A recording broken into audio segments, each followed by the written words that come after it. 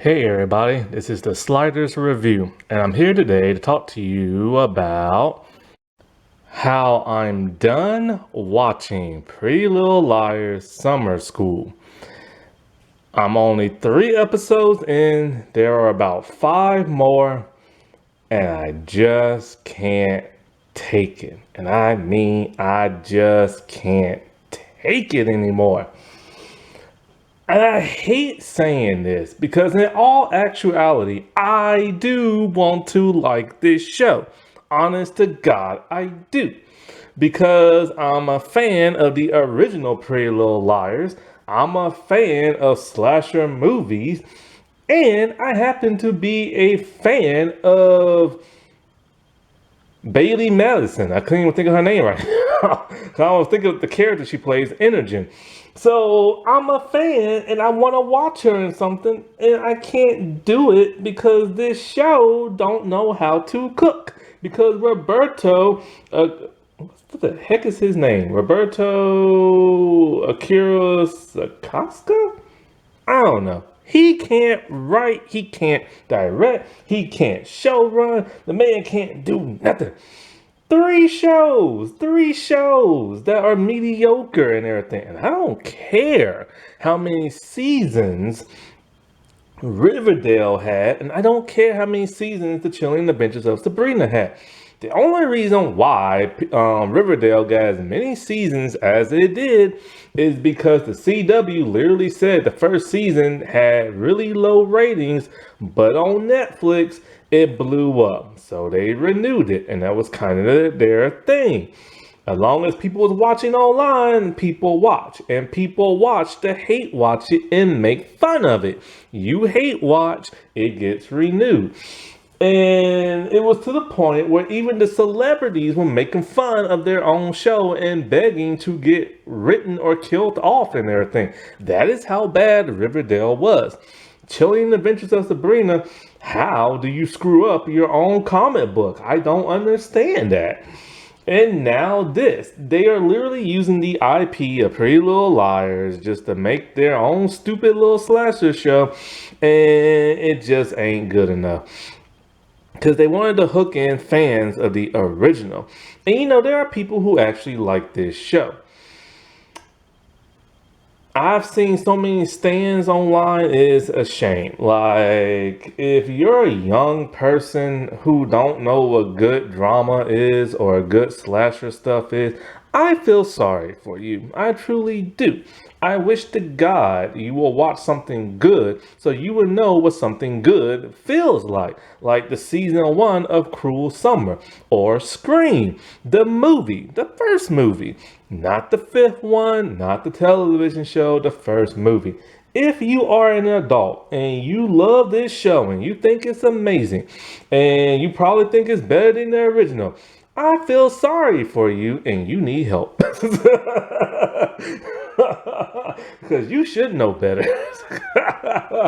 But people have their own tastes and preferences, so it is what it is and everything. But the structure of this show just ain't good enough. It's like I said before.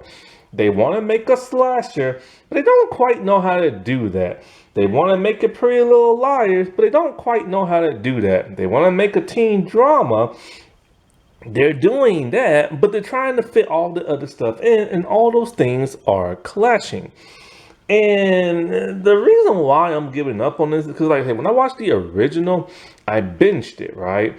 So that helped out a little bit. And I'm like, okay, it's not great, but I'm just kind of curious to see what's going to happen next, even though I don't like it. This season, when you manage to make the crappier seasons of the original look like a masterpiece, you're doing something wrong. When you manage to make the first season of Original Sin look like a gold mine, you are doing something wrong when it comes to that of Summer School. With Summer School, I am now watching this weekly like everybody else, and it's been a drag. Not only that, but there are fewer episodes. There are only 8 this season as opposed to 10. And so far, I don't even know really the motive of the killer. I really honestly don't know what the heck this killer is doing here for, other than the whole Archie thing. And of course that's the only reason why they're targeting the girls, because the girls help put Archie like away and everything. There is character development, but it's all romance character development. And some character development that's not romance character development don't make any sense as opposed to what happened in the first season. I get it. People have to grow, they have to evolve, there has to be character development. But here's the thing. It still needs to be in relations to that of how they were in previous seasons. You just can't go in a completely different field and expect people to just accept it. Like Farron, she had scoliosis last season. Summer school, not that much time has taken place since last season. Now all of a sudden she's a great swimmer. She's punching out guys. She's arm wrestling guys. She's taking guys on.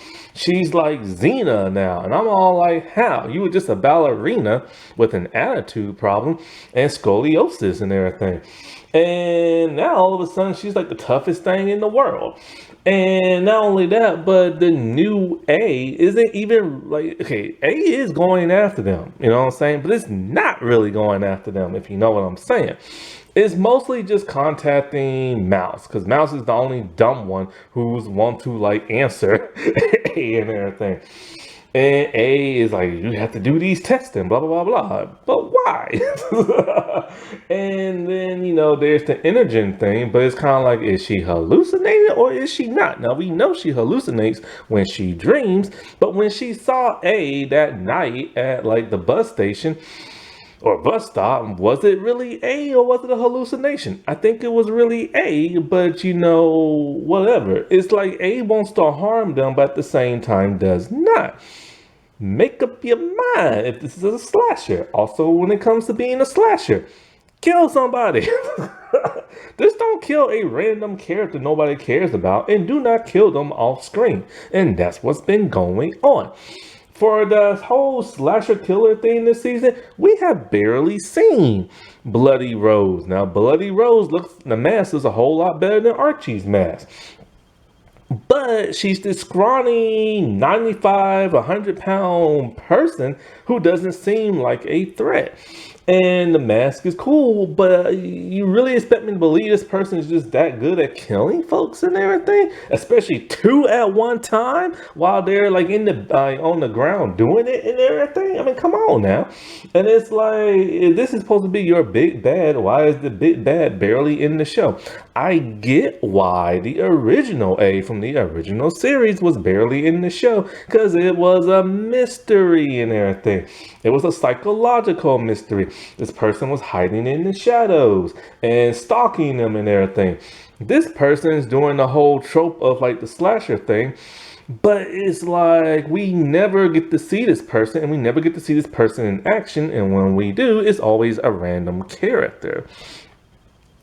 And back to the whole character development thing, why are they called the liars?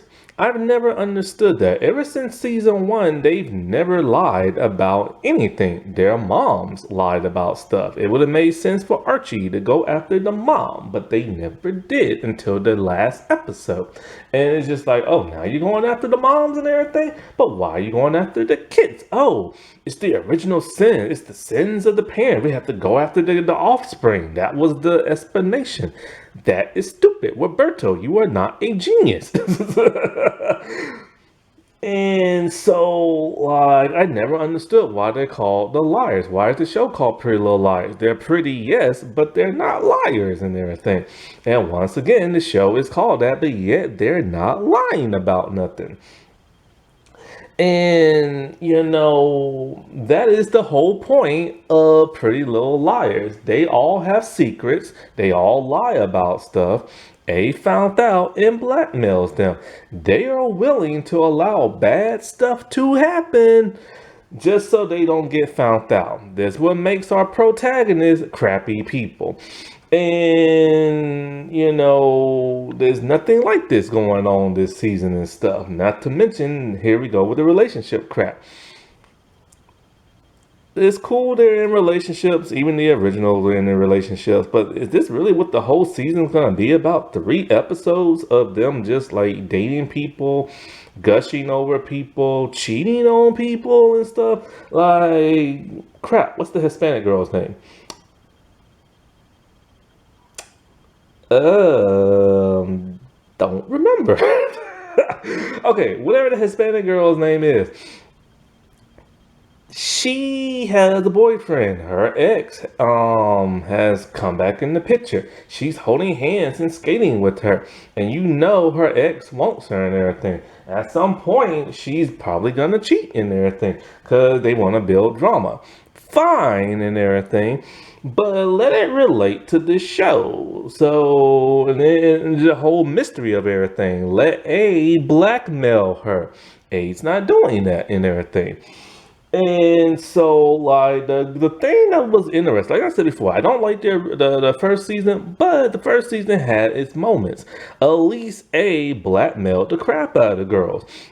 People was dying and they was getting blamed for it. People thought they was killing people and stuff. They had to prove their innocence. It gave them a motive. It brought them together as friends because they didn't know who they were. And so there's nothing like that this season. And like I said, with Farron and everything, like, when did she become tough all of a sudden? Like, I get it, she had to do something different from ballet. Now she's doing swimming. Okay, fine. But she had scoliosis last season. That's never been brought up. And it's just like, she's all fine. She literally punched out a guy twice her size and everything. She ain't that tough and everything. Like, she just isn't, because she's that tough. Why didn't she go after A last season? Oh, go after A this season. And so, like, the thing that's really bugging me with her character and a couple of the other characters is, once again, it's modern day Hollywood, and all the guys who are not love interests are terrible people. They're monsters. They're misogynistic. They just treat people badly and everything. They say some of the nastiest, grossest thing to girls, and this is supposed to be, hey, men are evil. Now here's the girl, the main protagonist of the show. She's gonna get in their face, tell them off, and that's girl power. That's not real girl power and everything. That's Hollywood girl power. When it comes to Farron, and like, say, instead of her winning the arm, I think she won the arm wrestling contest. I can't remember. Or the guy she punched. What if, whatever reason, she lost the arm bar competition thing? Say he beat her in swimming. And she's like, crap, I have to be better. So what if she trains harder to like be stronger and everything and prove that she is better than him? That's a whole lot better than her knocking out a guy all because her soft boyfriend got called gay and everything. Because literally, you seriously think her boyfriend is gay? So, like, Farron's boyfriend is written to be very, very soft. Sponge, like, basically, she wears the pants in that relationship. But when you look at him and hear him talk and speak, he comes off like he's gay. And so one of the guys, like, literally said, oh, you're a gay boyfriend. She gets pissed and punches that dude out. Her boyfriend couldn't even defend himself. Then him and her have an argument because she kept from him that something happened with the ballet thing, and he's all like, oh, you've been lying to me this entire time. You know what? I just need to go. And I'm just like, he's acting like the wife in the relationship, and she's like, the husband. And it's just, he's written to be so soft and everything. But they wrote him like a sponge, and they wrote him so soft and everything. He can't even defend himself. And no, that's not what I mean when I say he acts gay. I mean his personality, the way he talks and the way he acts. He acts like a gay dude and everything. And so the dude's like, oh, your gay boyfriend, this and that. So she defended her boyfriend by punching him and everything. And he couldn't even defend himself. And I'm just kind of like, it made him look weak and made her look powerful. All of this can be good storytelling if they write it properly and everything. And that's the problem with modern day Hollywood. They don't know how to write stuff like this properly. Like, take Farron and her race. twice already from this season and last season. She's had like a black awareness like comment and everything. Yet it doesn't make sense in the context of when she says it. Take the first season. Now, I've said this season that, like, if you put Farron and you put, what the other girl? Crap. What's the other girl? Is it Kirby? Is it Darby? Is it, what's the other black girl's name? So I'm forgetting their names. I just don't care no more. The other black girl with curly hair who's always talking about movies and stuff. If you were to look at them at first glance, like you're looking at this picture right now, you might have a hard time determining which girl is girl. Because I've said this before, like the two black girls look similar, and the one girl who's Hispanic and the other girl who is Filipino. And okay, with them, you can kind of tell which is which because they now look different. In the first season, they kind of look similar when you look at pictures of them. But when you see them in like live action, they look different. But the two black girls, and when they both have their hair curly, you can't really tell who's who. And I hate saying that because I'm black myself and I'm saying crap like that. And I shouldn't have to say crap like that. But this show, everybody just looks similar and everything except for Imogen. But anyways, in the first season, she always wore her hair straight. Then in the last episode, for whatever reason, she's sitting down. I think she was talking to her mom and she was feeling kind of crappy about herself and this and that. And she's all like, you know what? It's time for me to start wearing my hair curly. And I'm thinking to myself, you know, to embrace my roots. And I'm just thinking to myself, okay, that's fine and everything. But what does that have to do in the context of how we've seen you in this show?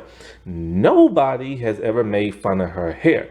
Nobody has ever said her having her hair straight is making her into a white girl. Nobody has ever said she is not black enough. So what does that have to do with her now wanting curly hair? It's supposed to be a powerful statement, but there was no context around it. Nobody was making fun of her. Now, take the actress Madison PTS or something like that. I can't remember her name. She was in Corey in the House, a little biracial girl, half black, half white. I've talked about her in the other projects she's done.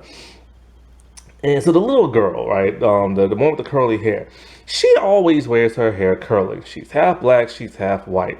One day she decided to wear her hair straight, and on the social medias and everything, everybody's like, oh, look at her, she's trying to be white all of a sudden. And it's all like, you're kind of half right on that, because she is half white, so she's allowed to wear her hair straight, and anybody can wear their hair straight and anybody can wear their hair curly because hair is universal.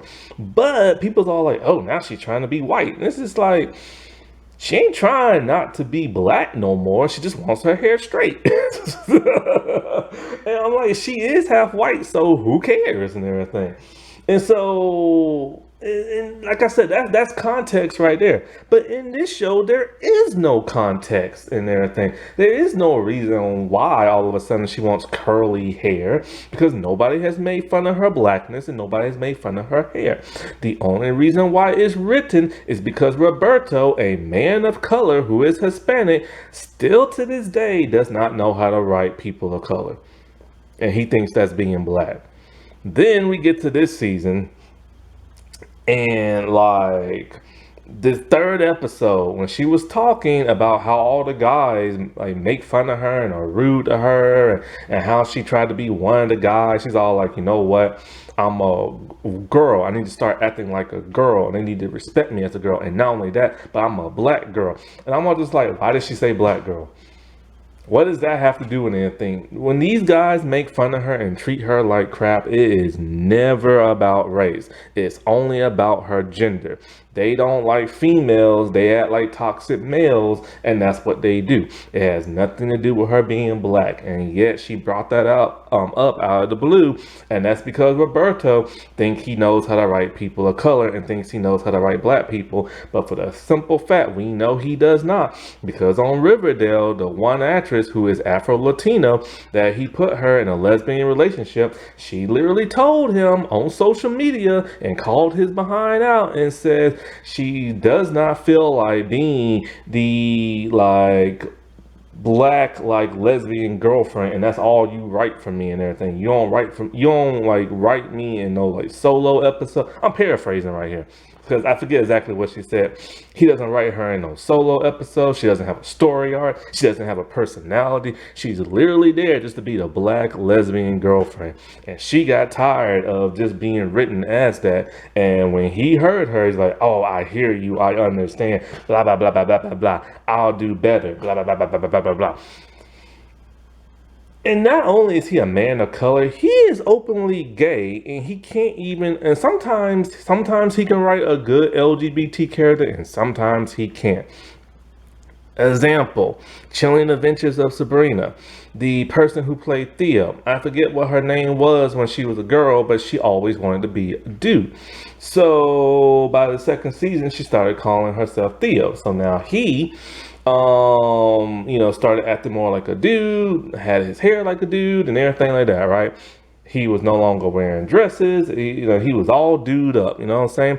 The star that plays Theo literally said I'm paraphrasing here, had to tell Roberto to slow his effing roll down because he just wanted to come out with her being this way. And she's all like, no, we gotta build this up. We gotta take it slow. We have to have people understand where this character is coming from because they're not non-binary, they're not transgender, and they're not gonna understand. And he just wanted to rush that entire storyline because this man thinks he's a genius, but he doesn't know what the world he is doing. And so, these are just some of the things that are just bugging the crap out of me and stuff. And it's just with the Hispanic girl, I don't care if she's bisexual, but there was no hint of that in the first season. Now, all of a sudden, she had a lesbian relationship, and it's just that came out of the blue. It would have made sense if we would have saw her hit on a girl last season, or she would have been like, oh yeah, I dated a girl, blah, blah, stuff like that, or just some kind of look. Now, it just comes out of complete nowhere, and we're just supposed to accept that, and I'm just kind of that don't make no sense. It literally came out the blue. And for this show being a horror show, having your one character be the Randy of Scream and constantly quote movie quotes and movies this and that makes this character so lame and boring. I am so... Is it Tabitha? Is it Tabby? What's her name? The other black girl. People hate her character so much because she literally believes she lives in a horror movie and stuff, or just a movie in general. Now she has a love interest and he's the exact same way as her. So now we get double the movie references and stuff. Every time she speaks, it's a movie reference, or hey, remember this movie and stuff like that. Oh man, we're living in the movie. Oh, look at me, I just made a fan film movie and everything. And it's just chill, give her something different to do. She was the exact same way she was last season. The only thing that made her different last season is that her best friend turned out to be an assaulter and got her and then got her best friend and everything. So then the story started shifting from that. And now it's just she's a little paranoid from last season. She's in this new relationship. She's a little weary of it, but she's still talking about movies and stuff.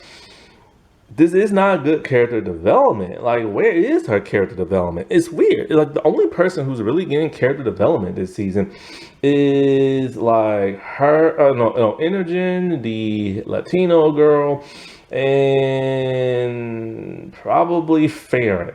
Mouse is just Mouse. Mouse is still the biggest idiot I've ever seen from last season.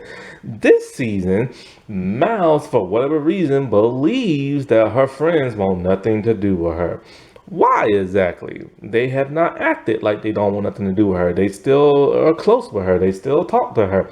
Why does she feel this way?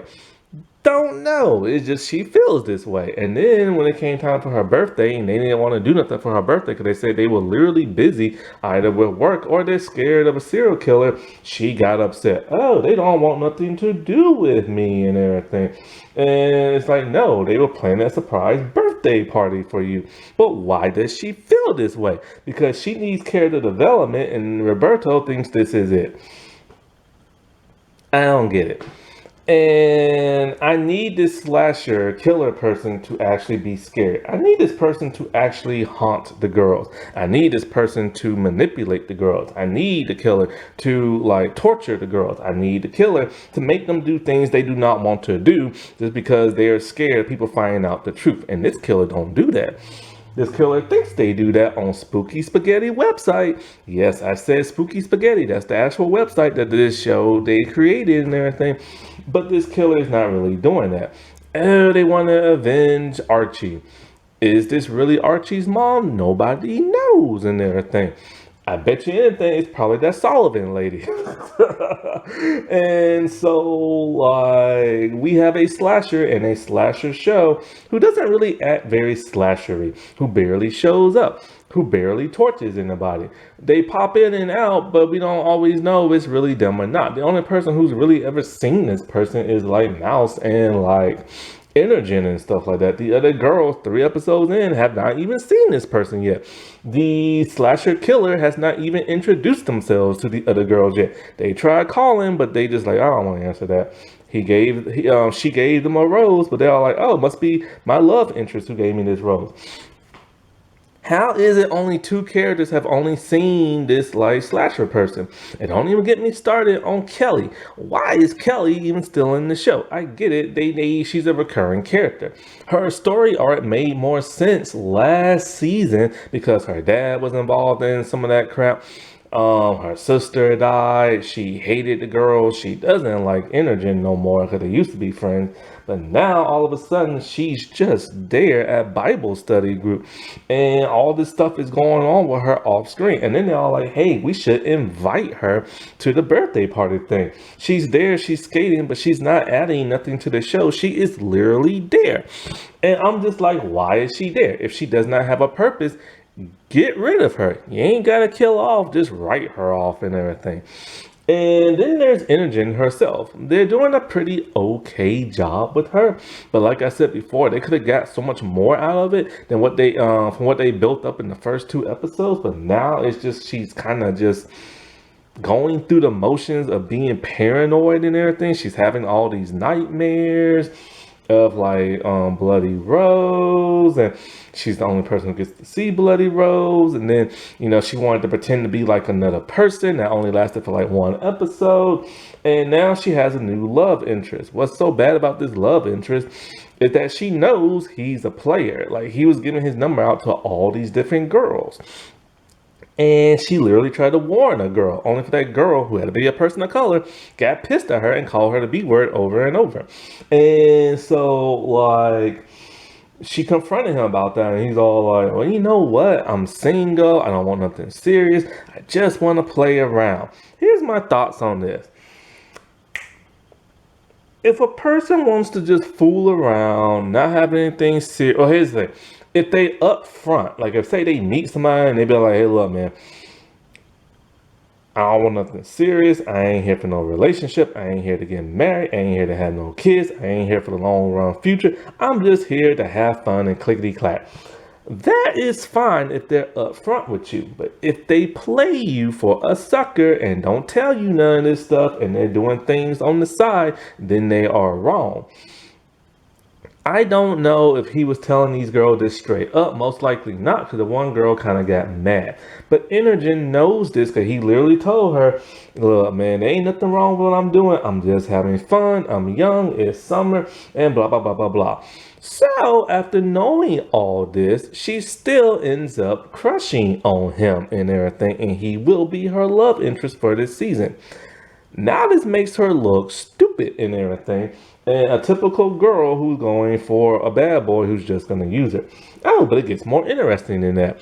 He didn't know about the thing that happened to her last season when she got assaulted and got pregnant. And so he starts apologizing to her. And I remember this in the second, I think, no, it was like the second episode. I'm like, why is he apologizing to her? He didn't do nothing wrong to her. And yeah, he feels terrible about what happened to her, but he didn't do it. But he feels terrible about him playing these girls and what happened to her. But I'm like, why is he apologizing? Same thing with Farron's boyfriend. He started apologizing to her for no apparent reason. If they're like a nice guy, they're like made to look weak. But if they're like, a bad guy and everything, they're made to look like little monsters and everything. And it just gets on my nerves and everything. Then you have like the other Hispanic girl and her new love interest, which is her old love interest, didn't get a tip from these guys who are acting disgusting. And they're like, oh, I got a tip for you and blah, blah, blah. So, like, the other girl, like, defended her friend because guys are disgusting and always talking about sex and acting like frat guys and other stuff like that. And I'm just like, why do they always write men to be like evil and stuff? And if they're not written evil, they're written to be soft. But like back to Farron and like the guys, I still can't believe how they wrote these guys this season. So like it's a group of guys and they act like frat guys and stuff. And basically they went in her locker, stole her what is it, swimsuit thing for like lifeguard and stuff, and put a two-piece bikini in there and a really skimpy one at that. So she's pissed, she's fierce because they were there pranking her and stuff. And so like I think Ash told her, why don't you prank them back to show that, hey, I can dish it out too and stuff like that. So she does it by embarrassing one because they were kind of like bored, they didn't want to do the lifeguard thing, and she surprised them with the person like drowning or something like that to embarrass them, right?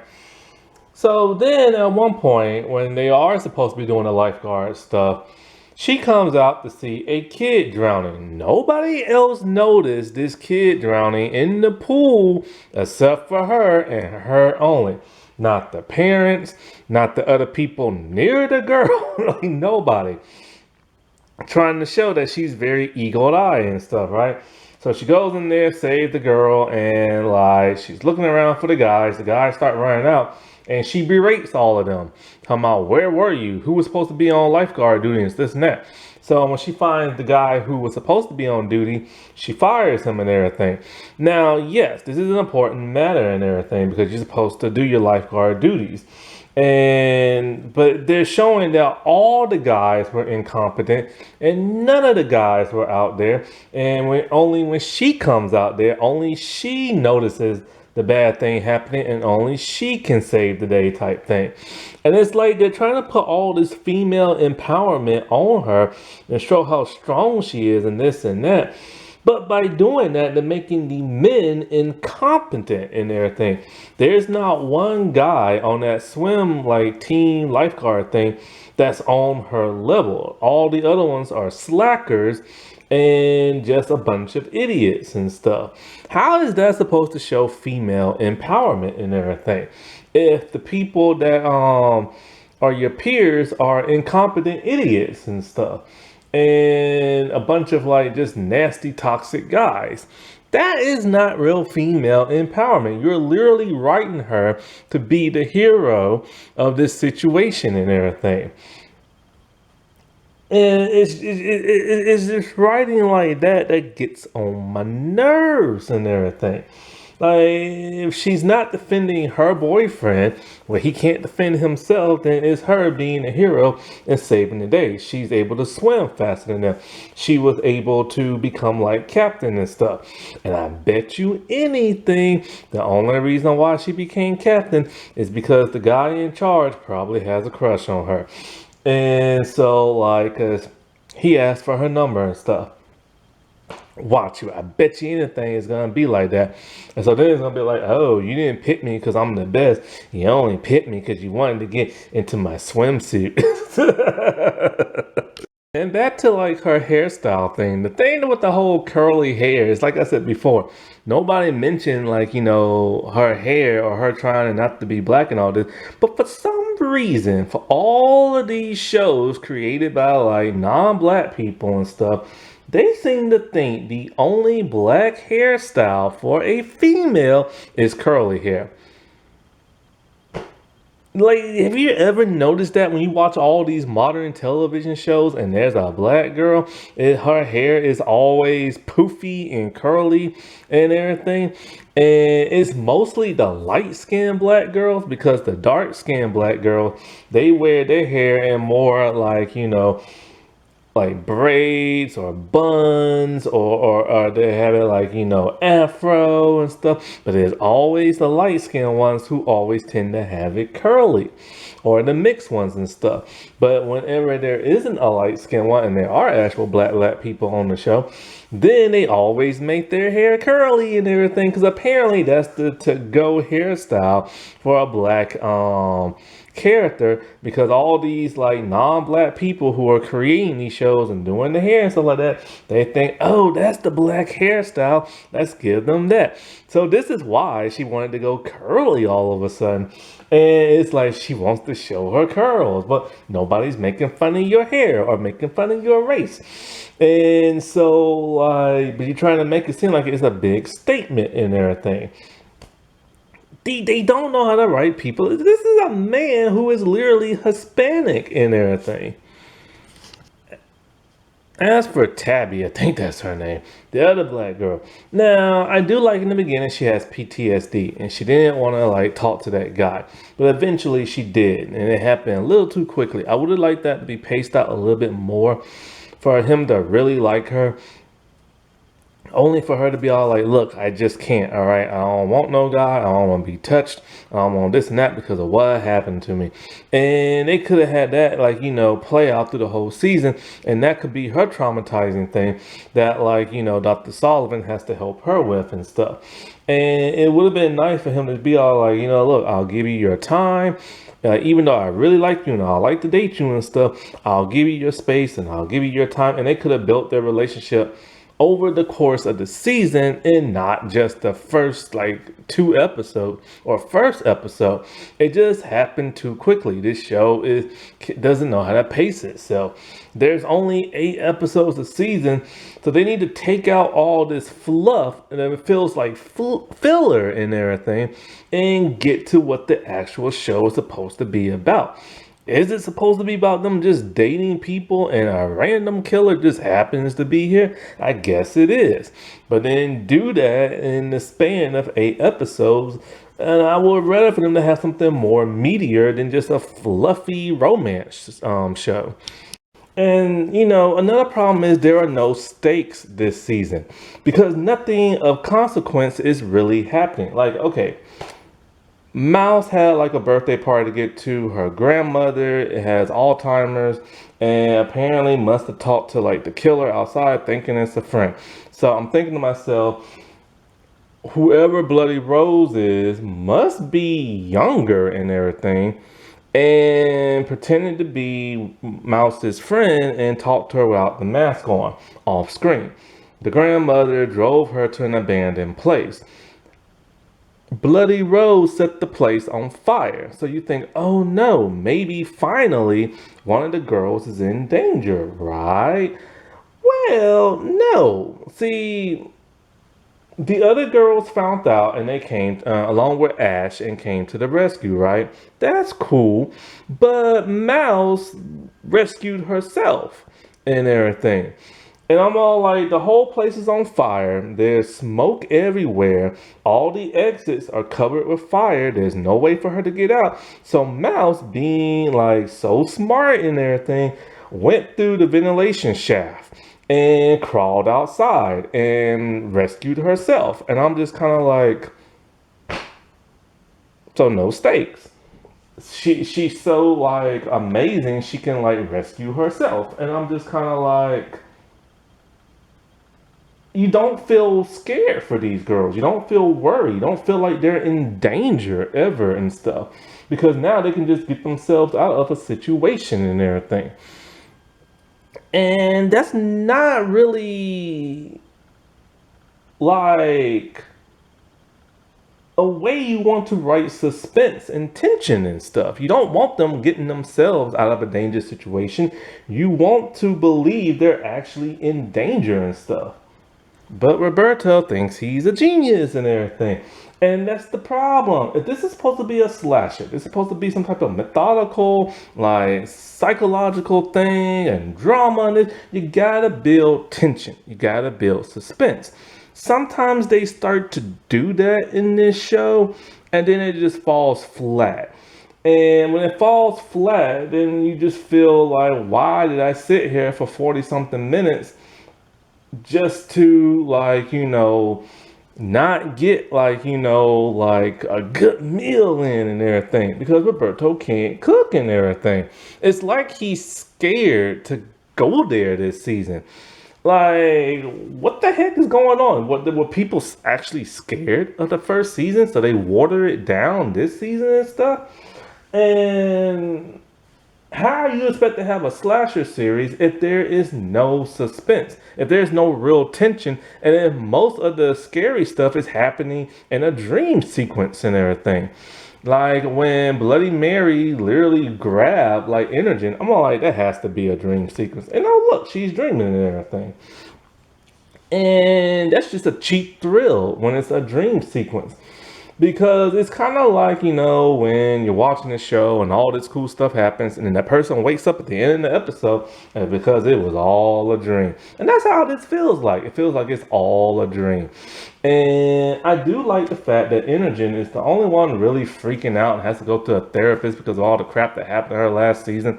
She's scared of Archie. She's still upset about, like, the chip thing. And also, the other black girl is like upset about the whole chip thing because she constantly brings it up every episode and every couple of minutes and stuff.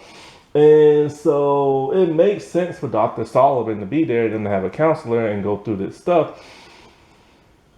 But when they're having these therapy sessions, it doesn't really feel like they're having a real therapy session. It feels like a watered down version of that because they can't even write that.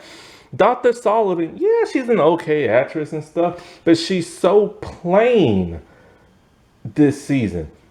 And she's plain because she's in a different show with a different cast and a different situation. And there's no real good hype and suspense built up. She probably didn't even watch the last season and just got thrust into this show and everything because they want to tie it into the original, even though it's supposed to be a reboot and everything. And oh, this is how genius Roberto is. So last season, Energen had to give up her baby, and she was going to give it to a loving couple, Ezra and Arya from the original Pretty Little Liars. There's only one huge problem with that. Ezra is a pedo and everything. And so this season, she's all like, I got a weird vibe from that Ezra guy.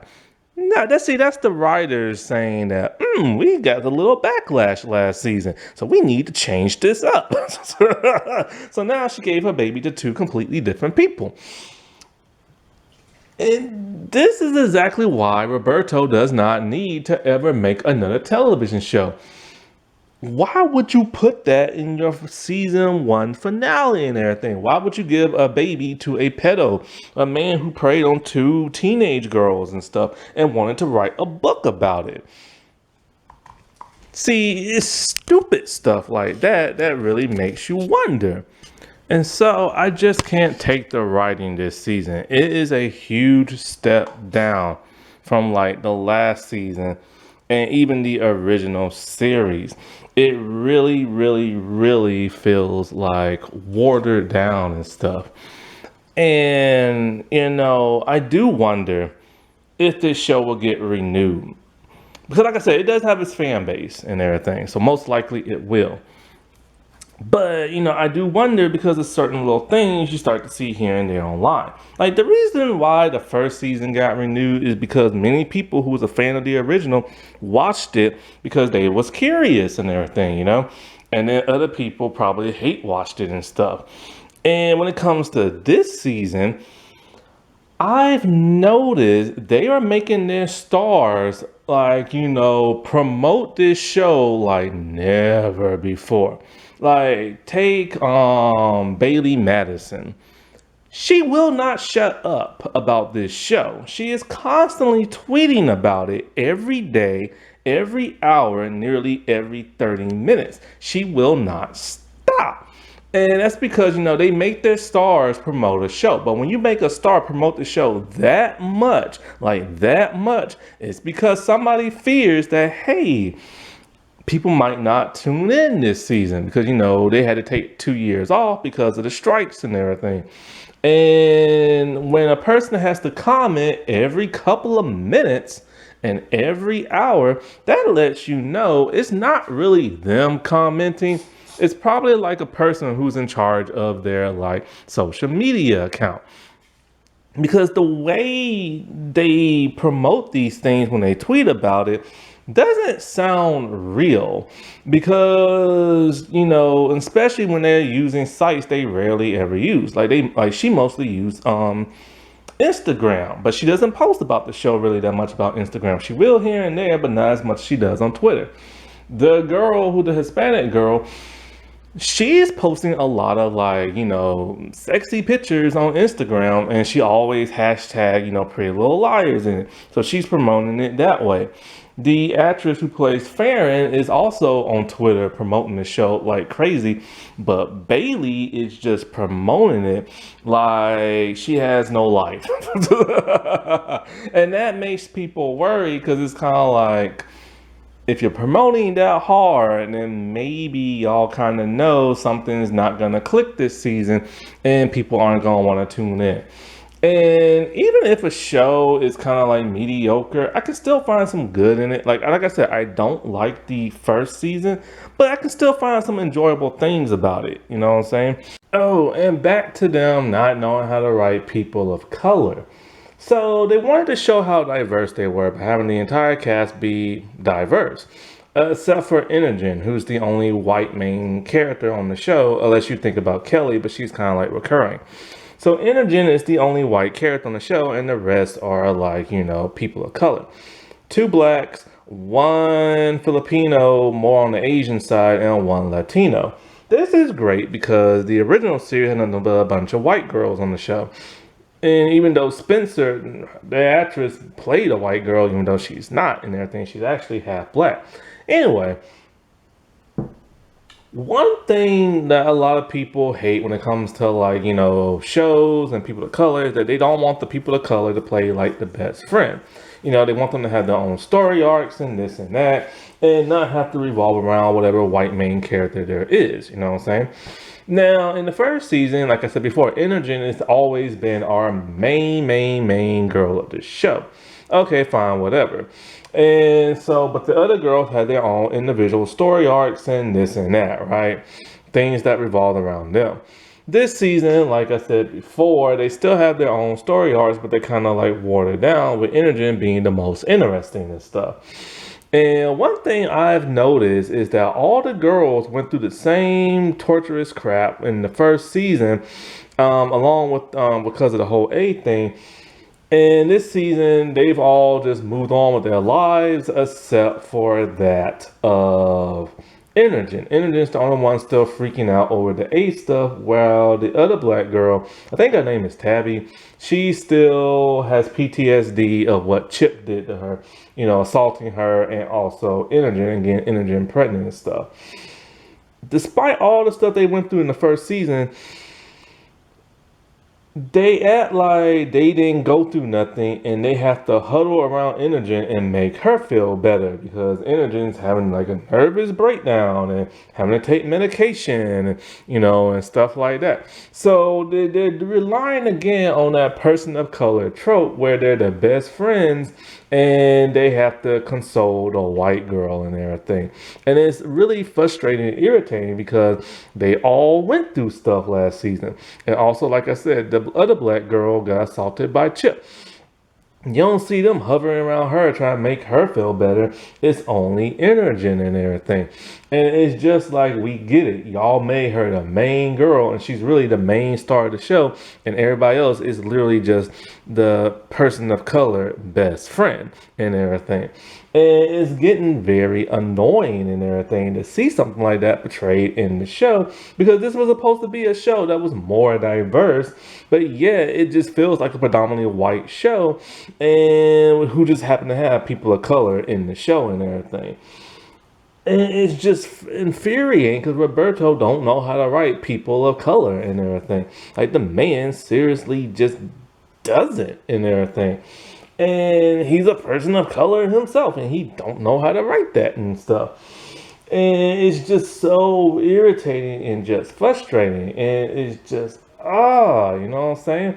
Because, like take Mouse. She pretended to be some strange man's daughter and everything on the internet she met. And he kind of kidnapped her a little bit, kind of last season or something like that. So she has a lot of trauma from that, but yet she's still making stupid, dumb mistakes and everything. And when it comes to the other black girl, her PTSD, she don't have her friends to console her. Instead, she's just now in a new romance and everything to occupy her time and everything. And it's just like, oh, okay, so she don't matter, just stuck her with some new guy. And so, like, the stuff Mouse went through, just, Mouse is being Mouse, and all the stuff the other girl went through, you just give her like a new relationship when she's already still in a relationship. But Energen is the only one who's having the nervous breakdown, and they have to like console her and stuff. Like, you see what I'm saying? Like, it's just like, it's those old Hollywood tropes and crap. Not to mention, the mothers have been pretty MIA this season, and they're the reason why all this bad stuff happened in the first season. If Bloody Rose is related to Archie, then technically they're also related to the girl, Angela Rose, who, the bad stuff happened to her 10 years ago that put all this stuff in motion. Shouldn't she want revenge on the mothers and everything? But yet again, nobody wants to go after the mothers for some reason. I just can't get over the motive of this killer, because there is no real motive other than this person might be the mother of like Archie and want revenge because, like, Archie was arrested and supposed to go on death row and everything. And it's just kind of like, they're not explaining too much about that. And supposedly, Archie ripped the flesh off his mother's skin and wore it, and this is why she wears bloody bandages and all this other crap. If this is true, wouldn't this Bloody Rose person be like pretty old? Because the principal was like, what? Like in his 40s, 50s, or something like that. And I just don't see a 40, 50 something year old woman, like, being like strong and doing all this other stuff and being able to. But then again, you never know, because Jason Voorhees' mother, Mrs. Voorhees, she was pretty strong. But heck, I don't know. But then when it comes to this killer, it's kind of like, okay, first off, if you see around the killer's head, they wear a crown of thorns, like Jesus and everything. So what's the connection to that? It hasn't been explained yet in all 3 episodes. You think they would have explained that by now, because in the promotional art, there is this like religious figure of like Bloody Rose, kind of like a Jesus, Mother Teresa tree-like pose and all this weird stuff. It's just a promotional poster for like the next season. Well, this season actually. And so it's like, okay, well, is there a religious theme as to why Bloody Rose does what she does? Do people worship her? I don't know, because it ain't been explained. But Roberto thinks he's a genius and everything. And so, like, it's hard because you don't know the real motivation for this killer? Why does they wear a crown of thorns around their head? Is this supposed to be a religious type thing? Like, explain. You're supposed to explain these things in, like, your first 2 episodes, or at least the first, to get people like, oh, okay, this is what this is about. Don't wait all the way to like towards the end to explain it, because then it's not gonna make all that much sense and everything. Because there's only 8 episodes this entire season. And also, Roberto, because he's a genius and everything, he said that, the trials and like tests that this A will put our liars through are apocalyptic in scale and everything. And I'm all like, apocalyptic? Like, dude, stop using words like that. Like what this A is doing is nothing. Like 3 episodes in, and it's nothing grand. Oh, they set the building on fire, and Mouse happened to be in the building, and Mouse rescued herself. First things first, A tricked Mouse's grandmother into driving her there. But what if the grandmother never drove her there? Then A would have just been running around the building looking for Mouse, or looking, for whatever, for the longest time. And like, Mouse ain't showed up and everything. So this was just done by coincidence and everything. Plot armor. It's not like in the original series where A stalked the girls, knew exactly where they were going to be at, and had bad stuff happen to that place and happen to them that scared the bejesus out of them. Here, it's just all by coincidence and everything. And that's not good storytelling. If you think that's good storytelling, you need help and everything. This is not like the motives of like a slasher and everything. This plan was so hokey and everything.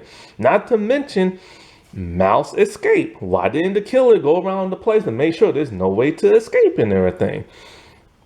Also, why is this season even called Summer School? And most of the stuff that happens, it doesn't even revolve around the school. They're placed in summer school, but how often do we see them there? I think we only saw them in summer school for the first episode, and that's it. All this other crap has been taking place like elsewhere and stuff. So why is it called Summer School? Why isn't it called something like, why did they change the name of it? I can't stand this show, man. Like, Roberto, you are not a genius and everything. You seriously are not. 3 shows, man. It's the same crap over and over and over again. And what is with this man's fetish of having teenagers always doing it? I get it. It's a teen drama. You see that in all teen dramas. You always see them drink. You always see them in bed. You always see them clickety-clackety. But this man takes it to a different level where they're always like in the first 2 episodes, they were always in bed. They was always doing it. And it's just like, dude, what is your fixation with that? It's like Riverdale all over again, except there's no Dark Betty and everything. Alrighty, well, I'll talk to y'all later. Bye.